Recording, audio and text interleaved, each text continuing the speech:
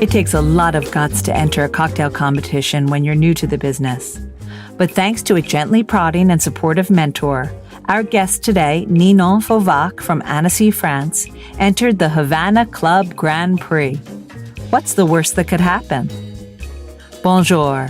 I'm Susan Schwartz, your drinking companion, and this is Lush Life Podcast. Every week, we are inspired to live life one cocktail at a time by the best in the industry. Today, I'm sipping my Havana Club rum from my Lush Life travel mug, which you can find on a lushlifemanual.com/merch. By purchasing an item, you are helping me bring you this podcast every week. Plug over and back to our show. Ninon never found out the worst because she ended up sweeping the awards and not only winning the Grand Prix, but also taking home the first sip and People's Choice Awards that night. How could this happen? She had just started bartending 6 months ago. I headed to Annecy to meet her in the bar Le Queue du Coq, where her journey began from barred back to competition winner Transpired. Why don't you tell me where you were brought up and where you were born? Here, where I was born. Yeah, born and raised in Annecy. Yeah. So you haven't gone far. No, right? For the moment. For the moment, it's of course. Coming, I wish. So you spent your whole life here, school, play, everything. Yes, all my school. When I ended high school, I was really lost about my plans, my professional plans.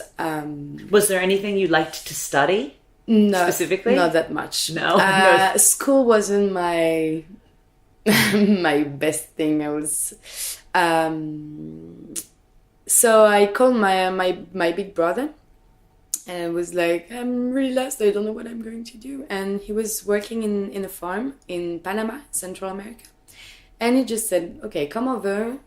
Just give me a hand and we'll see if you have any ideas or anything. So I get there. I spent 6 months in the farm. It was an organic farm based on permaculture. Oh. So really interesting, amazing project to make a hotel inside the forest and everything. So pretty impressive. And I spent 6 months there. I came back. I didn't know what I wanted to do. So I came to Val Thorens. Well, hold on. Was there ever a time when you said, I'm going to stay in Panama and continue there? Or no. you wanted to come back? No, I wanted to come back. Uh-huh. Yeah, I definitely wanted to come back. It was more an experience than really a goal. Mm-hmm. I mean, so yeah, I wanted to come back. So I get there. I came back again, and same situation. Well, you said you went to Val Thorens. And I get to Val Thorens. I was doing the waitress. I was working as a waitress in a restaurant. It was an amazing season, really nice. So are you a skier? Yes. Oh yeah. I think everyone from Savoy Mont Blanc is a skier. Everybody, yeah. Uh-huh. My parents are in love with ski, so they put my brother and sister and I, like, when we were like this on skis. And I came back again, and I didn't know what I wanted to do again. And just like this one night, I was talking with a really good friend of mine, and he was telling me, I know a bar, a really nice bar, and they are searching for somebody to be waitress just for the weekend sometimes. So just go and we'll see. And it was here. So I came, I met Alex, and for 6 months I was only working on the weekend and doing the waiter job. And after 6 months, it wasn't enough for me. So I told Alex, okay, well, thank you so much, but I'm going to find something else. He was like, no, you're going to stay. You're going to work all the week, and I'm going to teach you cocktails if you want. And I was like, so what do you think he saw in you that would make him want to have you behind the bar? At this moment, I don't really think he had something in his head. It's more like Alex is creating a great relationship between him and the staff, and we are really like family. So I think at first it was more like we had that nice like balance between Alex and I, and we were having a lot of fun. So at first I think he wanted to keep me in the team. Mm-hmm. And Alex always had the dream to work with the woman behind the bar and to teach to a woman how to bartending. And so I think it was I think I was this girl finally. And so I was really excited about it. So So what did you think about being behind the bar at first? I was thinking I will never do it right, because I spent, as I said, 6 months to just watch them doing this, and I was like, wow. For me it was like, you have it in your blood or you don't have it. And for me, I didn't have it, so I didn't even thought I would. But you were so young, so you didn't know what you had yet in your veins. I was. So that's why it became just amazing. Uh-huh. And that's why it became amazing. Yeah. So, do you remember your first day behind the bar? Yes. The first... I was like studying on the menu for weeks, like 2 or 3. And one day Alex told me, okay, this weekend you are going to stay from the start to the end of the night behind the bar doing the cocktail by your own for the whole. And it was in the summer.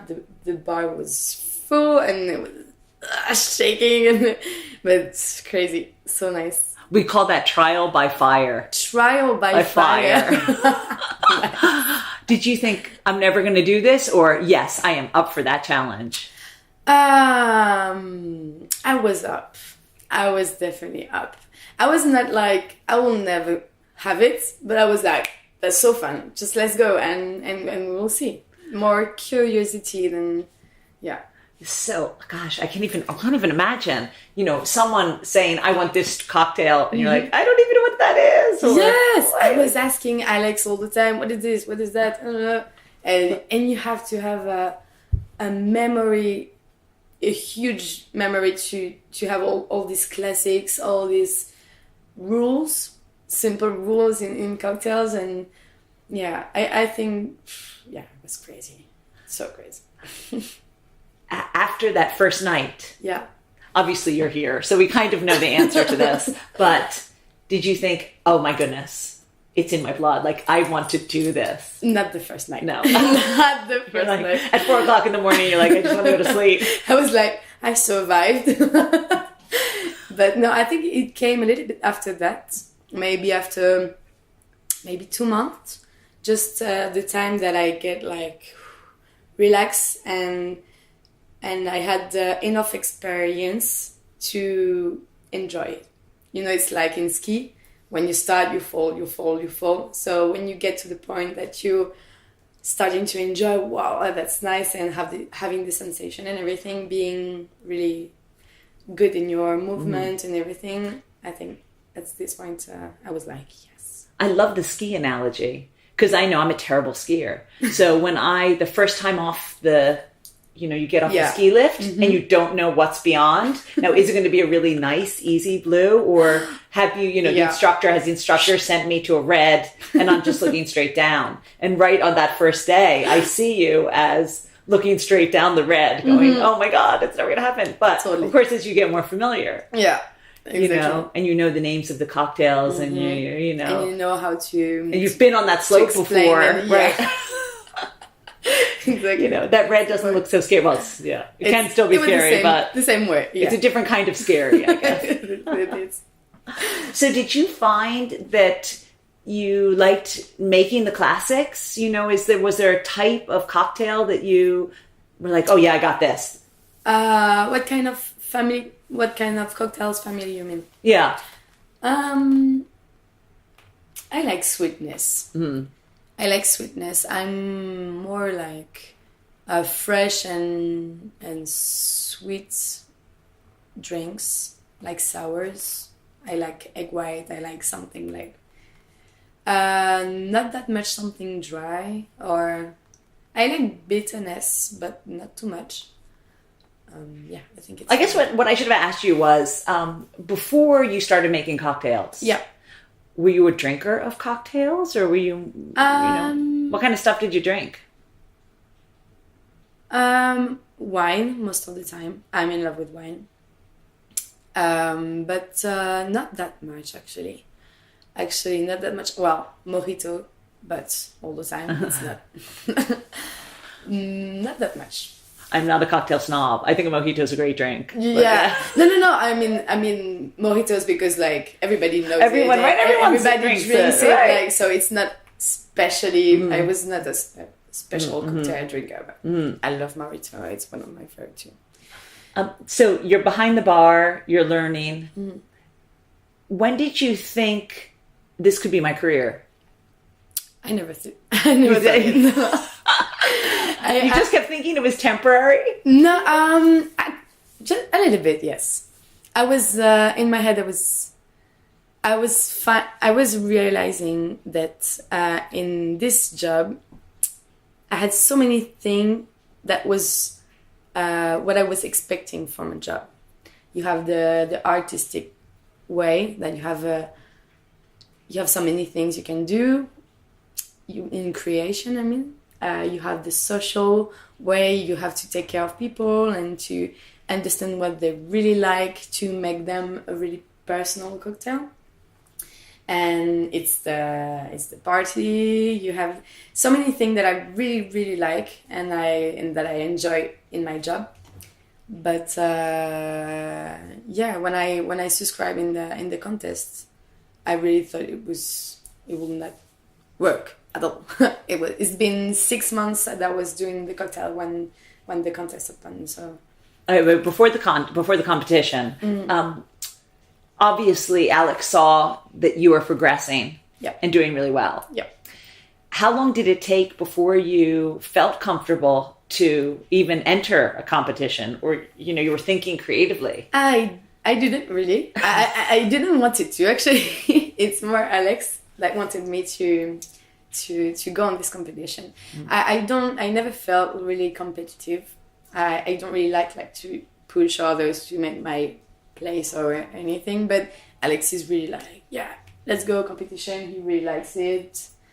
So it was, even if it's 6 months you are doing cocktails, just go, and if it works, it works. If it doesn't, you don't have anything to do, so just go. So it's more like he pushed me, and I was like, I'm never going to go through because it's not that much time that I'm doing this. So I was a little bit pessimist about myself doing this competition, and it finally. And when you were creating the first cocktails to enter for the Havana Club, were you finding it difficult to create? I mean, why don't talk me through the creative process? Talk me through the whole thing, actually. All right. So he says there's a competition coming up. Yeah. It's Havana Club. Yeah. Here's the specs, or here's what they want. What did they want? Okay, so the rules approximately was Cuba Moderna. So it was the theme.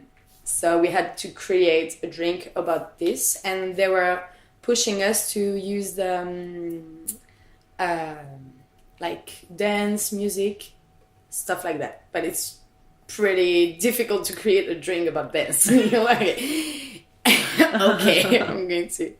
And I remember I was here in the bar, trying to think about what could be my drink, and I thought, okay, I'm just going to make a drink that I would like to drink. And actually, it's a drink with the passion fruit and coconut, so it's kind of the thing we usually see and we are tired to see because it's cocoa and passion, but at the end, it's really different than. So yeah, in the process, I was more like rising the rum, And yeah, it was my first one, and Alex didn't want to help me at all.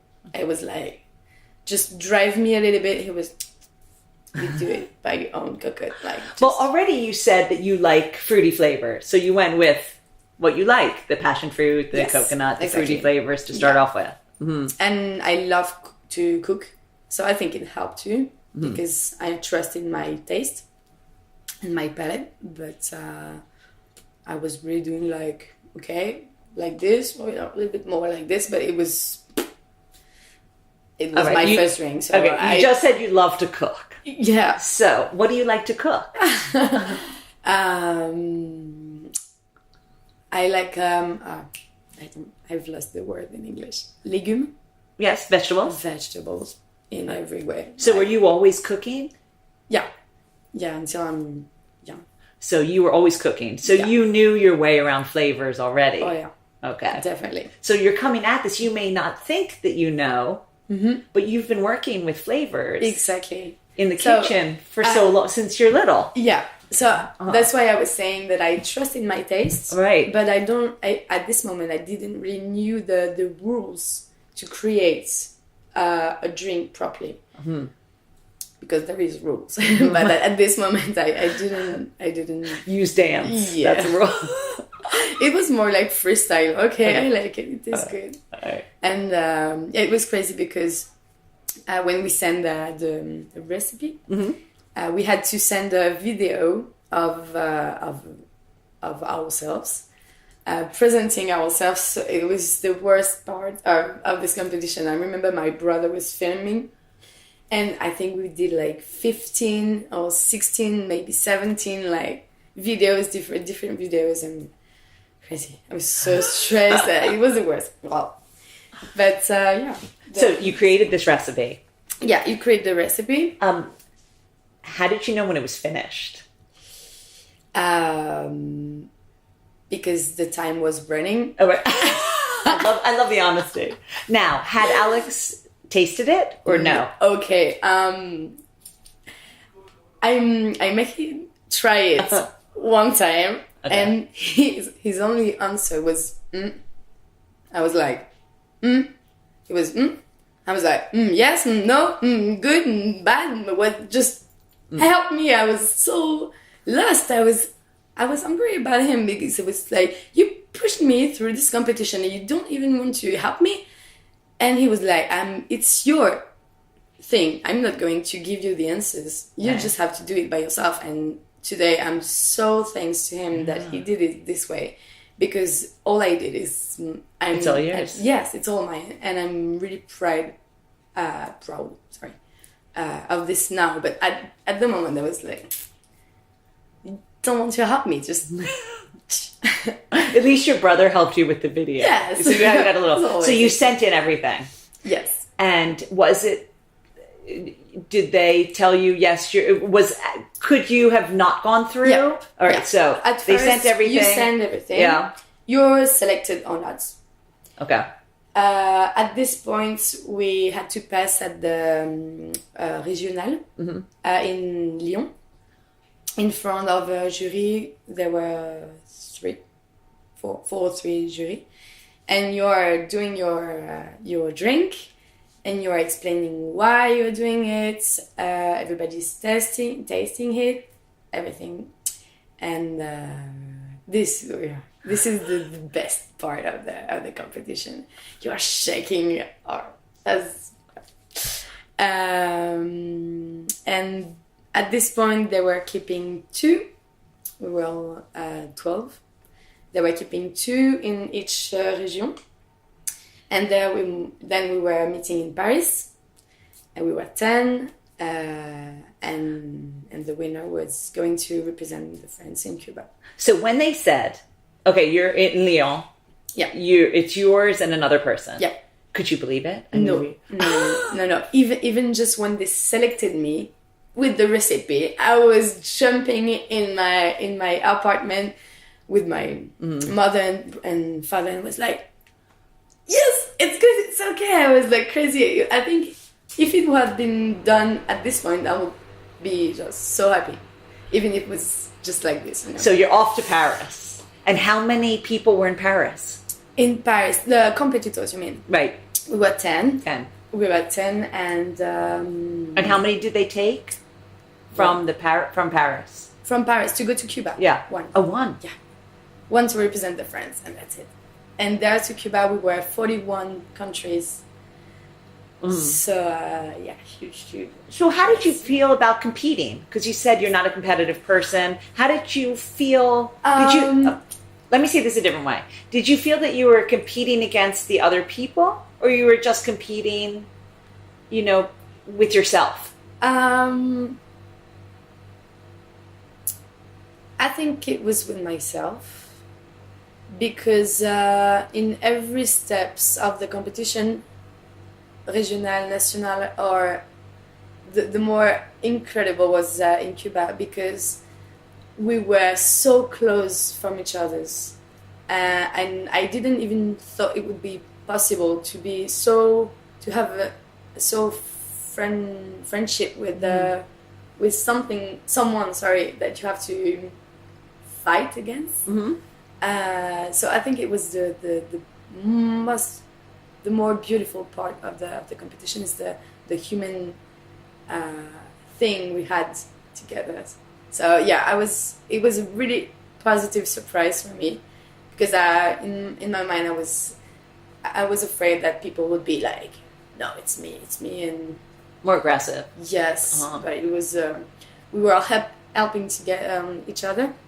At the real final competition when we were 10, we were like giving massage and helping and tasting and saying like, you should put this, but we were at the crazy really end of the competition, so no, crazy. So when you got to Cuba, right, you had your first recipe, but you had to do a new recipe right there, right? We didn't have any obligation. It was the only thing was that we didn't knew what we will have, so we could come with one recipe, but if we would not have the ingredients we needed, we just have to make another way, make something else. So I came there within my mind the drink that made me won until the national final, because I thought that every ingredients I probably should find it. Right. But then arrived to Cuba, it was so hot that I didn't even wanted to drink my own drink. It was too sweet, so for the semi-final I did like the complete opposite of but the drink you had yesterday with the basil.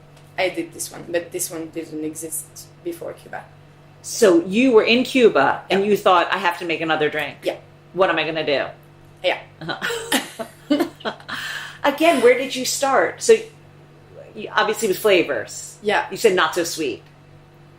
Yes. Yeah. It was too hot, so I thought something fresh. I think I just really did the exact same thing as the first one. Like, what would I do? Well, what would I drink now? And so that's why I didn't took the Havana 7, but I took the Havana 3, because it's much more light and fresh. And yeah, the fresh herbs, and it was a little bit with the pastis, because I know it's really strange, even for French people, to see pastis with rum. Everybody's like, why? But it matched like so good there. When I was drinking, I was like, okay, I could definitely drink. And in the same way, I was like, I'm not even going to win, so I'm just going to do what I like, enjoy myself, and have a good experience. But I wasn't like, yeah, this drink is going to win or anything. So amazing surprise too. So when they say your name and you've won. Actually, they said my name 3 times. I was about to. No, it was so crazy, because they were saying the 2 other, because we had the first prize, second and third, and there were 2 prizes on the side. the choices people and the blind blind taste degustation. Yeah. And I won both. And the first prize. So you were already a winner. Sorry? You were already a winner. Yeah. So at first I was like, so they gave me like this huge bottle of rum and everything, and they said my name again, but I didn't have any spaces in my arm. I was like, are you sure? And then the third place, the second place, and the first place, and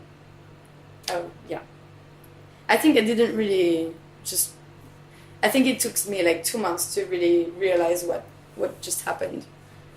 So how did it change your mind about your life then? I know that's a big question. Yes.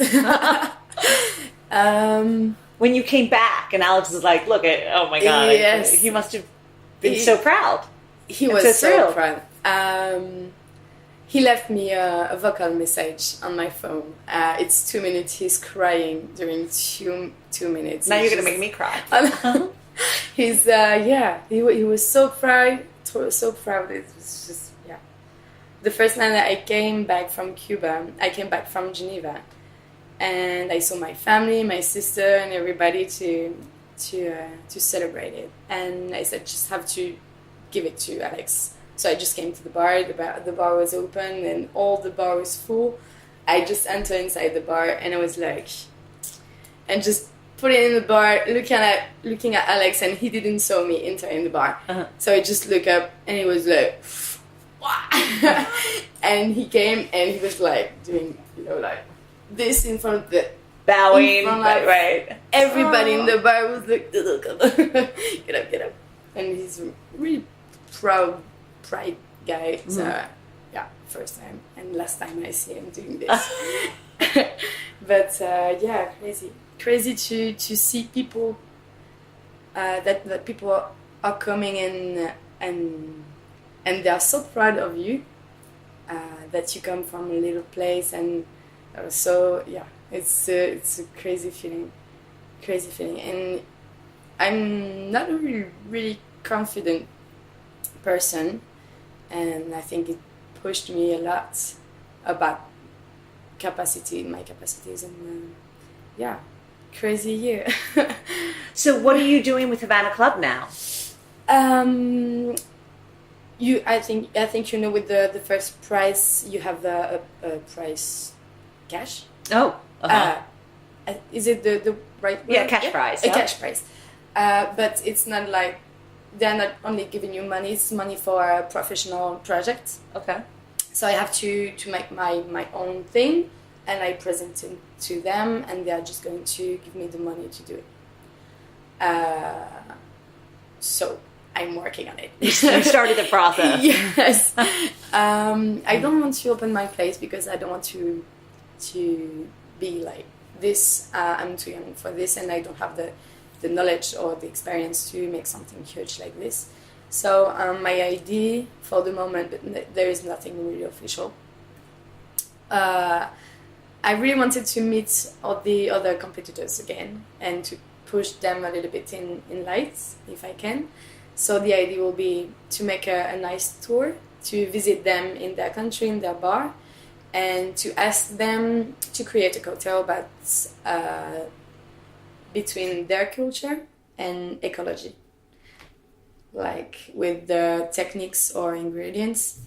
And at the end of the tour, I will make maybe a book with all the recipes and all the tips you can do in your bar or in your restaurant or even in your house to live with less... more sustainable. Thank you. Sure. More sustainable. The idea will be this, and during the whole trip, we'll make a series, like episodes in every country, in every meeting with the other guys. It's the idea for the moment. It's a really kind and giving idea. I was not feeling like I don't want to come in some place and say like, I'm the global winner, I'm going to teach you, and to him I'm like, teach me, Like I want to learn things, and then maybe in 10 years I will open my own place. But it's more in a way to learn and to discover. So while you're here, you're still under Alex's, tutelage or education, right? Exactly. Right. Sometimes it's a little bit tough. He's a bear. But listen, can we go make one of those drinks now? I'd love to try your winning drink. Oh yeah, let's go for this.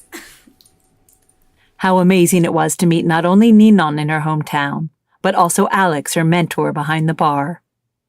If you're heading to Queue du Coq to try their drinks in situ, which I heartily recommend, hold on to the end of this episode to hear what else to see in Annecy while you're there. Now, it's our cocktail of the week. I admit this is one of those cocktails super difficult to make at home, but try it if you can, it is well worth it. The Curvas is the winning cocktail Ninon created in Cuba to conquer the Havana Club Grand Prix. You'll need 65 mLs of 7-year-old Havana Club rum, 10 mLs of horchata, which you can get on my site, 5 mLs of orange and lime reduction. It's a reduction, so just boil the juices until they reduce. 15 mLs of spice-infused honey syrup using cinnamon, ginger, and star anise to infuse the honey. And if that wasn't hard enough, 20 mLs of red bean aquafaba. Google it, it's everywhere now. Put everything in a shaker and dry shake. Then fill it with ice and shake again. Then double strain and serve in a jicama glass. I warned you it wasn't so easy. But as you know, you'll find this recipe and all the cocktails of the week on lushlifemanual.com, where you'll also find all the ingredients in our shop.